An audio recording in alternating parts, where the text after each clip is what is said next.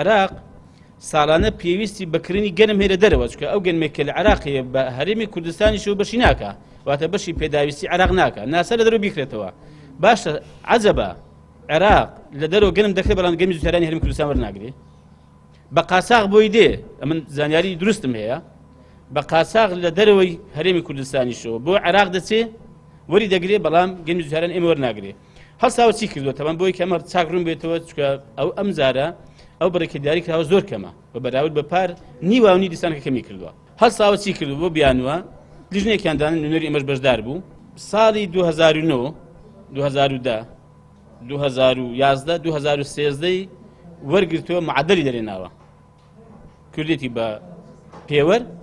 بۆ گەنمی زوتەران ئێمە کاکە ساڵی 2009 2010 2011 یا 2013 جارێ نە قەیرانی دارایی بووە و نە بەڕاستی ئەم گرنگێ بە کوشتکار درراوە ئێستا کاکە هەرێمی کوردستان بەزارێک لە کوشتکار کردووە اینجا حکومت بڕیاری داوە کە داعمی بکات نامەیەکم ئاراسی بەڕێز سەرۆکی حکومت کردووە کە ئێمە بارودۆخی